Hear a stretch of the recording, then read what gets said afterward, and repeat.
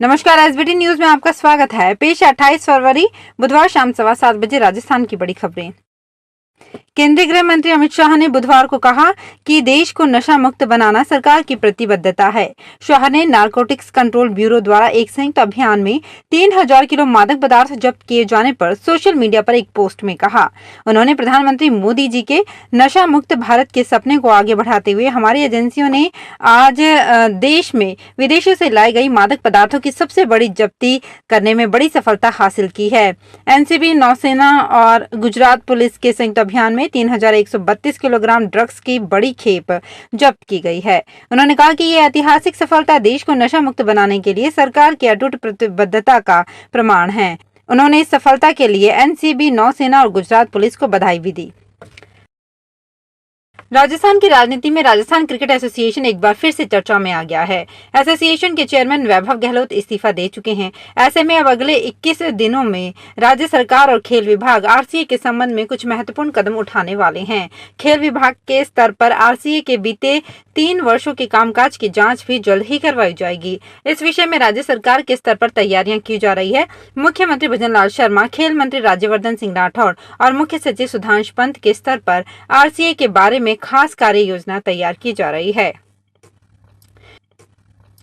Film खेल खेल में की शूटिंग के लिए उदयपुर आए बॉलीवुड स्टार अक्षय कुमार बुधवार को उदयपुर के खेरवाड़ा की वनवासी कल्याण परिषद के हॉस्टल में पहुंचे। यहां अक्षय ने बच्चों के संग मस्ती की और सेल्फी भी ली। अक्षय को देख यहां हॉस्टल में रह रहे बच्चों का उत्साह देखते ही बन रहा था। अक्षय ने यहां हॉस्टल डेवलपमेंट के लिए 1 करोड़ देने की घोषणा भी की। उदयपुर से करीब 80 किलोमीटर दूर खेरवाड़ा के खोखादरा गाँव पहुंचे अक्षय कुमार ने वनवासी कल्याण परिषद के हॉस्टल पहुंचे। यहां उन्होंने सुबह होने वाली पूजा में भाग लिया और ओम जय जगदीश आरती भी गाई।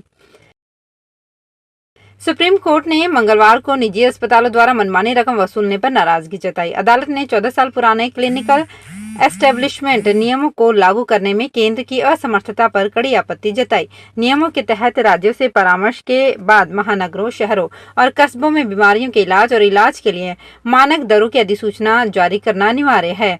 सुनवाई के दौरान सरकार ने कोर्ट को बताया कि उसने इस मुद्दे पर कई बार राज्यों को लिखा है, लेकिन उनकी ओर से कोई जवाब नहीं मिला। अखिल भारतीय विद्यार्थी परिषद ने राजस्थान सरकार के खिलाफ मोर्चा खोल दिया है। बुधवार को अखिल भारतीय विद्यार्थी परिषद के कार्यकर्ताओं ने राजस्थान में बढ़ते अपराध और महिला हिंसा की घटनाओं के खिलाफ विरोध प्रदर्शन किया। अखिल भारतीय विद्यार्थी परिषद के कार्यकर्ताओं ने कहा कि पूर्व कांग्रेस सरकार के वक्त राजस्थान में अपराधों को लेकर जो हालात थे, आज सरकार बदलने के बाद भी वही हालत जस के तस है। राजस्थान में बीजेपी सरकार के राज में बदमाश बेखौफ महिलाओं के साथ बलात्कार और हत्या जैसी घटनाओं को अंजाम दे रहे हैं। राजस्थान में ऐसा कोई जिला नहीं बचा जहां महिला हिंसा और बलात्कार जैसी घटना ना हो रही हो। विधानसभा में नौकरी लगाने के नाम पर 8 लाख रुपए ठगने का मामला सामने आया है। हैरानी की बात यह है कि आरोपी खुद विधानसभा में चतुर्थ श्रेणी कर्मचारी है और साल 2023 में निकली चतुर्थ श्रेणी कर्मचारी की भर्ती में नौकरी लगाने के नाम पर पीड़िता से पैसा लिया। नौकरी नहीं लगने पर जब पीड़िता ने पैसा मांगा तो आरोपी कर्मचारी ने पैसा देने से मना कर दिया। पीड़िता ने पहले सांगानेर थाने में शिकायत दी थी, लेकिन उसके बाद अब जाकर FIR दर्ज कराई गई है। भारतीय जनता पार्टी के केंद्रीय चुनाव की कल गुरुवार को होने वाली बैठक में लोकसभा की 190 में से 200 सीटों पर अपने उम्मीदवारों के नाम तय किए जाने और पहली सूची में 90 में से 100 नाम और बाकी नाम 1 सप्ताह के अंदर घोषित किए जाने की संभावना है। सूत्रों के अनुसार केंद्रीय चुनाव समिति की बैठक के पहले अलग अलग राज्यों के लिए पार्टी की प्रदेश कोर समूहों की बैठकें कर रही है। केंद्र सरकार एवं भारतीय खाद्य निगम मुख्यालय के दिशा निर्देशानुसार राजस्थान में FCI द्वारा रबी विपणन वर्ष 2024-25 में गेहूं की खरीद का कार्य ऑनलाइन किया जाएगा।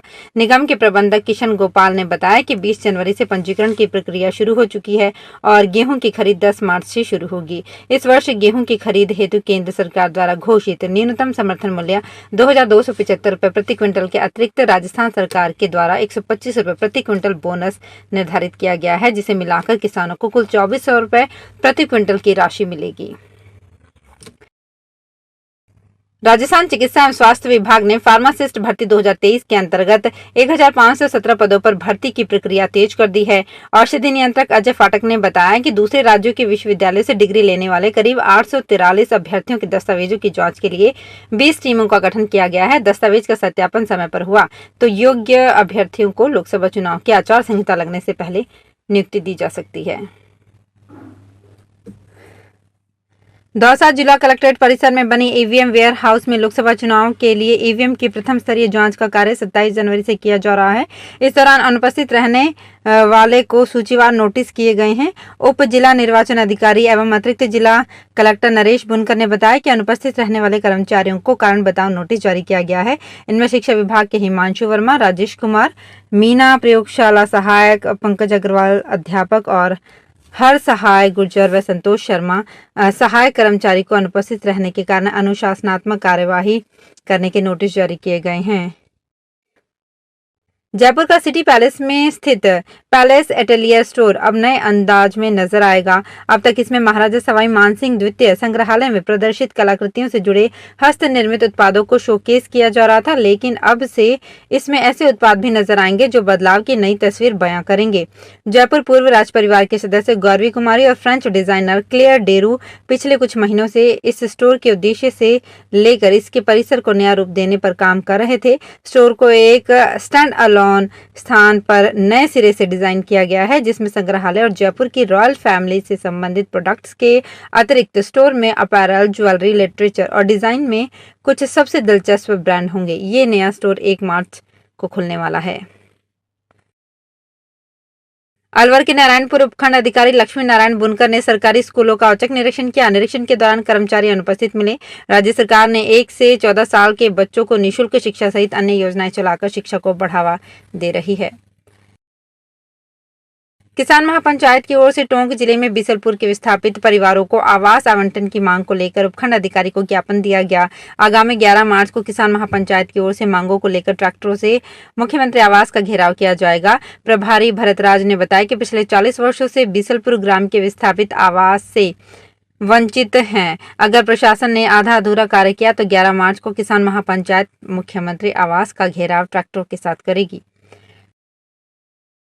प्रतापगढ़ के जिला अस्पताल में बड़ी संख्या में विभिन्न रोगों के मरीजों की लंबी कतार लग रही है। सर्दी, जुकाम, खांसी, उल्टी के साथ ही पेट दर्द, बुखार के मरीजों की संख्या में बढ़ोतरी हुई है। इसके अलावा स्किन रोगियों की संख्या भी बढ़ी है। जिला अस्पताल में ओपीडी सामान्य दिनों की तुलना में 1.5 गुना बढ़ गई है। इनमें सबसे ज्यादा मरीज बुखार के पीड़ित थे। डॉक्टर्स के अनुसार बदलते मौसम में बच्चों में उल्टी, दस्त, सर्दी, जुकाम, बुखार के मरीज बढ़े हैं। अलवर में पानी की समस्या को लेकर आमजन परेशान है। इसे लेकर वार्ड नंबर 7 के लोगों ने अंबेडकर सर्किल का रोड जाम कर दिया। ऐसे में करीब 1 किलोमीटर तक गाड़ियों की लंबी कतार लग गई। जाम 11:30 से 12:30 बजे तक लगा रहा।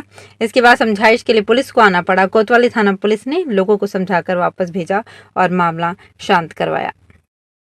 तो फिलहाल इस बुलेटिन में इतना ही। फिर हाजिर होंगे कुछ और बड़ी खबरों के साथ।